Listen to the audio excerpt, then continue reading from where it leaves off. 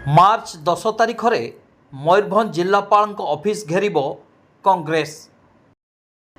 ओडिशा प्रदेश Congress committee सभापति भक्तचरण दास निर्देश क्रमे स्कूल छात्री और महिला मानक उपरे हेउथिबा हिंसा और बलात्कार विरुद्ध रे मार्च 10 तारिख में मयूरभंज जिलापाल ऑफिस घेराव करा जिबा नै पूर्वतन नगर सभापति शांतनु पाल तत्वावधान रे बारिपदार अवसर प्राप्त सरकारी कर्मचारी भवन ठारे एक प्रस्तुति बैठक अनुष्ठित हो जाइछि।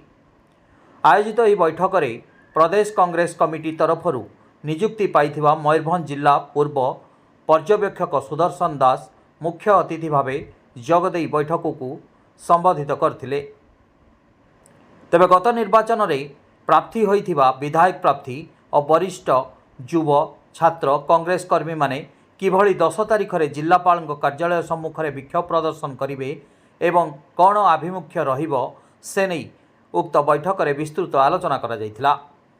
आमर ओडिशा रे छात्री माने और महिला मानक प्रति जो बलात्कार हिंसा बढ़ी जाइछि एवं सेथिरे बीजेपी जो नूतन भाव सरकार आछि ताकू माने सुरक्षा देवारे विफल होइछि ताकू नहीं आमर जो राज्य सभापति भक्तचरण दास अछंती सी डाकरा देइछंती कि 10 तारिख दिन जिलापाल ऑफिस घेराव करा जिवो एवं ए बाबद रे प्रतिवाद करा जिवो। ओही आमे बेस करी गुटे एक चिंतन शिविर आयोजन करथिलु एवं मुख्य अतिथि भाव रे आमर सुदर्शन दास से जोग देइथिले। तांकू मयूरभंज जिल्लार पूर्व विभाग रे प्रभारी भाव रे पीसीसी नियुक्ति देइछि।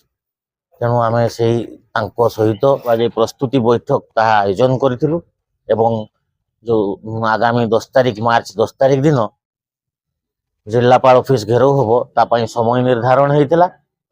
दिन 10 रु दीपर 1 पर्यंत ए कार्यक्रम जिलापाल ऑफिस सम्मुख रे चालू रहिबो एवं आमे आशा करूछु हजार हजार संख्यार कर्मी आसी से जोग दियंतु एवं मोर बारिपदा सहरवासी को अनुरोध ए प्रोग्राम रे समस्त जोग देवा को अनुरोध।